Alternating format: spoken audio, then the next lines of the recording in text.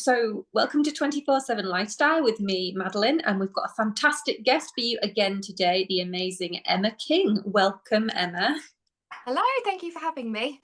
No problem at all. So congratulations on your new album, Pocketful of Sun. What does this title mean for you, and how does it reflect the overall theme of the album? So this album was very much inspired by my daughter, who is called Eloise. At the age of 2, she was diagnosed with autism and Pica, and she is non-speaking as well. If you met her, you'd never forget her. She's the most bundle of energy. She's the sun. So she's our pocket full of sun. So she inspired the whole thing. So the point of this album for us was to create something that essentially would make people ask questions, and so that we can spread a bit more awareness about autism and kind of what's going on in the country as well at the moment. Absolutely great stuff. So the album is sort of a musical love letter, if you will, to sort of country sounds. What drew you to this genre, and how do country artists, young and old, shape your work? So I was quite young when I kind of got into country music, and it was very much when country music wasn't as cool. It's kind of cool at the moment, isn't it, to like country music? But I was very, Yeah. very, very uncool at the time. And so when I was probably about 7 or 8, I went down the stairs. I should have been in bed, and I turned on the TV, and the CMA Awards was on the television. And I remember seeing Alan Jackson, a real classic cowboy hat, guitar, and it was something that was just so different to what I'd ever seen or heard before. Yet I connected with it instantly, and I'd always sang even from being tiny, but I kind of felt like that was the moment where I knew I wanted to do that. What he was doing, I wanted to do the same thing. So it kind of stemmed from there. It was quite a bizarre time because it was when, Spice Girls and Take That and all of those, boy bands and girl bands were around. Yet I was kind of, listening to country music with Johnny Cash and, it's, yeah. Yeah. So, yeah, and so I'm very much inspired by new country stuff and the older stuff as well. Johnny Cash and Alan Jackson and Tim McGraw, just yeah, and the Dixie Chicks, and it very much is that element of storytelling that I love, and just the way that people can express themselves vocally. And there's seems like in that genre there's a lot of freedom vocally. So as someone that's always sang, I kind of really did connect with that. Brilliant. So talking about your creative process, can you tell us a bit more about that and how it sort of worked behind the scenes with Pocketful of Sunshine? Were there any particular challenges or breakthroughs that you had while you were recording it? So this album, as I mentioned earlier, my daughter, so we had to take a slightly different approach because when it comes to autistic individuals, routine is very, very important. And I'm very much at the moment my daughter's safe space and continuous, if you like. So I was doing vocals for this album when she would go to bed. Sometimes that would be 8 o'clock at night, sometimes that would be 10, sometimes it would be whenever I could get her to sleep. So we have a home studio, which I'm in at the moment. So I would basically come upstairs and do vocals, which was a completely different way of doing it previously. Obviously, studios, and previous albums, we would all go into a studio. This time for vocals, I had to be at home to do it because it was the only way to do it. Everything else was done in a studio, and I could take my little one along as well, which was really, really lovely. So yeah, I guess just our personal life situation changed the way that we had to approach this album, but it made it for a much more real piece of music, if that makes sense. I feel like what came out of it is definitely representative of our life at the moment. So we did it in quite a chaotic way, but that's what that's what the album, in a way, represents our life and what it is at the moment. So it made sense. You literally made it at home in your home studio. It must feel really personal. That's amazing. Yeah, definitely. And I guess from a technical point of view as well, when you go into a studio, obviously very, very expensive. If something isn't right and you've got to go back the next day, even for cost, it's a huge difference. And I'm quite a perfectionist as well, so it's probably saved us a lot of money doing let's face it. Great. You just talked about it a bit there, sort of balancing sort of home life with your work. How do you balance the personal, often very sort of emotional themes of motherhood and advocacy with the creative demands of songwriting? How do you balance those two things? Yeah, I feel like so for the last 4 years, I feel like music for me has been pretty much on hold, which was really hard for me because it's very much like my outlet and connection to the world. I've always done music, so for the last 4 years, I felt a little bit lost, and finding that balance has been really, really hard. But I feel I knew when it was the right time to start writing, and it happened naturally. And that's what we always said: if it comes naturally and we do it and we find that pocket of time, then we will, kind of do it. Eloise actually starts school tomorrow, so I feel like now more than ever, I can like kind of get back to finding myself a little bit as well, and my music, and find that balance a lot better than I have been able to do previously. So yeah, I feel like we've just about made it to the point of being able to, continue and do what we love. But it's not been an easy balance. But I think it's the same for all parents who work and want to be creative, and with children at home, you have to find a way to balance and do those things that you love. I think for your own sanity as well. So. Absolutely brilliant. Hey guys, here's a quick message from our sponsor. The Capsule Sensory Van is a sensory van on wheels. They aim to provide a calming experience to your front door. They also understand the importance of sensory interaction and how hard it can be for families to access the community. Their offer comes with no exceptions other than for families to enjoy the experience. So you've been quite open about your daughter Eloise's autism diagnosis. How has this journey shaped your point of view, both as an artist and a parent? I think the big thing for me that I always like to kind of talk about and describe is that as musicians, we're really taught to listen and understand. And it's not until you have a child that cannot say a word do you then learn a whole new means of communication and what that means and how are the ways we can interpret things. And it's just been a huge eye opener for me as a parent, as a musician. And it's also made me love music so much more, because that is the one thing that we can all enjoy and all find connection in, and no words are needed. And so yeah, it's just finding the right ways to communicate, and those different ways. But yeah, I feel like it's taken on a whole different, my music has taken on a whole different meaning, and so has my life. So and I like to talk about it. I feel like it's an important subject to talk about, and instead of making things like such a taboo, I think it's way more important to just be open so that other people feel like they can ask and, in turn express. Which is so important. Sorry, say that again. Like opening up conversations, Yeah. isn't it? Yeah, it really is. And I feel like it was a big decision for our family to think, right, shall we talk about this? And obviously there is reservations when there are so many subjects, especially within an autism diagnosis, and especially Pica, that you think, oh, should I say that? But I feel like it's really important, because there's always another parent that's going through the same thing, and you don't want to ever feel like you cannot say what is happening in the world when it's the reality for you. I think it makes other people feel validated as well, in a way. It really does.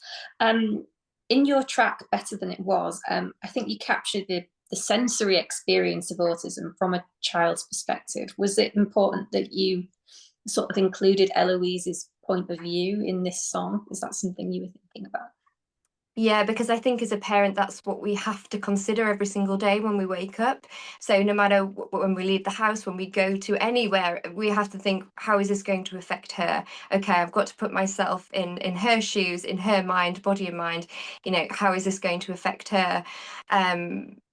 Whether that's a restaurant or, and it's things like lighting, time of day, routine. It's not just as easy as leaving the house. I wish it was, but it isn't. So I think I'm doing that naturally every single day anyway.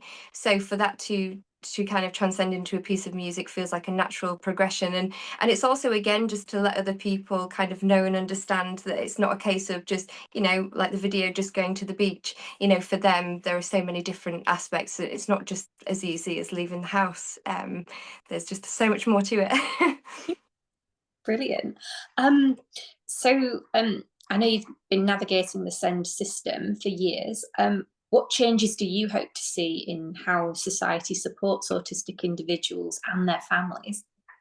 Yeah, I feel at the moment, obviously it's a big topic at the moment. The government are about to bring in some changes. No one's quite sure how that's going to go. I think the changes initially within our local authority, I think we need a lot more transparency. I think we need to work with parents and maybe have more conversations with parents to know the best way to navigate. But really, for me, what I take away is that transparency. Like, you've got to make sure that you're all working to the same point, that you're all working together for the right means, and that's not always the case. And I know it's not just a local problem, it is a systemic problem across the country. And our case is not an isolated case. There are thousands and thousands of families that are suffering. And I don't think there's one thing that I could say that would fix the whole thing. I think there are lots of elements that we've got to look at. I think the school system as a whole needs to be relooked at. You think of how many changes even in the last 10 years, and the school system very much has stayed the same. And I don't think it works for all children. And even thinking back to when I was at school, I don't think it worked. But at the time, it wasn't something, again, that we have conversations and talk about. But yeah, there's a lot of things that we can look at, but I think we've got to start with talking to the families that are actually going through this and living it. I don't think people making decisions about it that haven't lived it or don't fully understand is a good idea. It shouldn't be about money, but it should be about the child and what is best, because we will pay for it later financially if we don't put the money into the right places now. You know, we need more ed psychologists, we need more buildings, we need more special educational buildings, we need more hubs, we need more training just in general for staff. You know, we need to make sure that all children, all teachers are SEND trained. I think that's like should be a given. But yeah, there are so many things. I don't think there is a one word answer to fix it. I think the government do have a big job on their hands. It's going to take a long time to get it right, and I don't think you can do that and please everyone. But what I would say is that we 100% should not take away the right to tribunal. So taking away parents' rights to overturn a decision made about their child, that I think that's very dangerous territory. So I'm hoping that does not get taken away. Great. Well, we're moving in the right direction, aren't we? But there's still lots of work to do. So much more to be done. Absolutely. Yeah.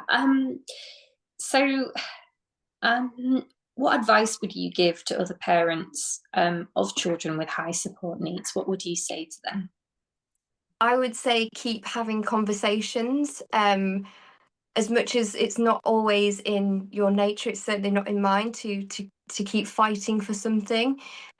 You've got to, because it's not for yourself, it's for your child. And really, the best advice I would give is to talk to other parents. You know, the most help that we received was from other SEND parents. You know, we didn't get the help that we needed from the system. You know, the therapies were not there. You know, the only people that we could turn to were the parents. So, you know, do open up to them, do talk to them, do ask questions, and do seek the help. You know, there are thousands of families going through the exact same thing. So yeah, just feel as though you can do that. And as far as I'm aware, lots of parents are open to helping one another, because we know we're in the same boat and it's well and truly sinking. So don't be afraid to ask. Really good advice. Thank you. So back to your music, you've had an incredible sort of journey from sort of performing in full bars to recording at the famous Sun Studios in Memphis. How have those experiences shaped your sound today, would you say? Oh, I would say Nashville was a place that obviously we lived in for 8 years, and that shaped us massively. The one key thing for me is that you would go into a bar and your bartender or the guy on the door, 9 times out of 10 would be an amazing musician, and no matter who you spoke to, they would turn around and they wouldn't just be good, they would be the best, the absolute best. So it would be that you'd always want to raise the bar, you'd always want to be as good as anyone that you bumped into, and it's kind of like to be humble, like to it would drill into you to remain humble. And that's a big part of country music and music for me, that it's, yes, it's expression, but it's also a way for me to stay grounded and think about what's going on in the world and talk about it and have conversations and write about it and stay connected. That's so important. But yeah, I think it was Nashville as a whole, and just meeting those people, just other people again that were just like willing to help, and that it could be anyone that you would bump into and they would be the best musician in the world. And I loved that. You didn't know who they were, but you just knew that they were going to be very, very good because they wouldn't be there if they weren't. So yeah, that's the one thing that I'd always just take away. I just remember that. That's so interesting, sort of being amongst the best of the best makes you sort of raise your game, just being Yeah, and I think it depends on personality. I think for some people it would make you want to be better, or for some people it might be like, oh gosh, I'm not as good, I'll go and do something else. But I think it keeps the bar high, which is an important and a thing in country music, I suppose, because the skill set is just out of this world. And I would just be in awe of anyone that walked in and that could play the way that they play. I just found it absolutely fascinating. And yeah, you listen to them and think, I want to be as good as you. I think you might have already answered this question, but during your time in Nashville, how did that sort of influence maybe your approach to music, and what did you learn from working with the legends there? What rubbed off from them? I think it was that work ethic, but I talk about this quite a lot, but I also have that from my family back home, working class. We are hard workers, and I loved that when I got there, I wasn't disappointed. It wasn't people that were just handed record deals or just given opportunities. This was a city where people had come from all different backgrounds that were starting at the exact same point, and they were all just working so hard, working various jobs, and any time that they had, they were just going for it, and it was a level playing field. But for me, it definitely was the work ethic. But it could have been that you could have gone to an entirely different place and that not been the case, or even a different point in time and that not be the case. But back then, at that place and at that time, it was a level playing field, and it was great, and it was really important just trying to keep that. Amazing. So Emma King, she's international. How do you bring your whole roots into your music, though? I think it's probably what I mentioned earlier about just staying grounded and that work ethic. And every time I was in Nashville, I'd always say how there are so many similarities. I think our city is quite a friendly city. You sit on a bus and you strike up a conversation, and that's very much what it's like there. But you can go to other places here and in America, and it's not like that at all. So for me, there was a striking similarity. But yeah, it's that work ethic again for me. They're both very similar. Amazing. So what's next for you? What's coming up? Are there any exciting projects or performances in the pipeline? Yes, so we have a couple of shows coming up that I'm very, very excited about. So there's a whole one October 11th at the Wrecking Ball, which I'm super excited about. And it's such a cool venue. We go in there all the time anyway. It's like a vinyl store downstairs. There's a cafe, and they do loads of really cool stuff in there. And then the upstairs is like a secret venue, and the sound is amazing. And yeah, it's just, we've got to really take care of those amazing venues that exist in our city. So just go along and check it out anyway. But yeah, we're there on October the 11th. We have a show in London as well the following week. And yeah, we're in the middle of this album release at the moment, but I'm really looking forward to kind of starting a new album in a different place. Obviously my little one starts school tomorrow, and then I'm going to have all this time, so I feel like for the first time in a very long time I'm going to be able to just immerse myself in music and kind of get back to finding who I am again, because you do get, I think in motherhood you do get a little bit lost anyway, but going through like what we've had to kind of go through the last 4 years, it really does feel like this is time now to just enjoy a little bit of life and time and music, and yeah, it's what life's about, isn't it? Embrace it and enjoy it. Absolutely. So finally, we do have a bit of a sort of mental health focus here at 24/7 Lifestyle. What would you say that you do to keep your mental health in check? I think music is so, so important. I think without music, I would be a completely different person. As I said, it really is my channel, my outlet. It's the way that you are able to, if you've had a really awful day or year in our case, it's an outlet. So I think, you know, making playlists, playing music, going out, like I said, to, you know, wrecking ball or different venues, just different life experience, keeping your mind busy, and always having something going in, I think can often block the negative things. So I really do feel like music therapy is so, so important, and I wish there was more of it in our schools and specialist schools. I think it would make a huge difference to children if an hour a day we all had music therapy. And in fact, now in this country we're kind of taking away, you know, the arts and music, all those things, and now we wonder why we're having a lot more mental health issues in schools. I think, well, maybe we've got to bring those things back in and focus a bit more on those things, and it might help us all, I think. Hopefully. Emma, thank you so much. You've been a pleasure to talk to. Oh, thank you. Good luck with the rest of the album release and your shows that you've got planned. Thank you so much. Thank you. And thank you so much for taking the time to chat to me as well. I appreciate it. Oh, you're so welcome. Thank you, Emma. Thank you.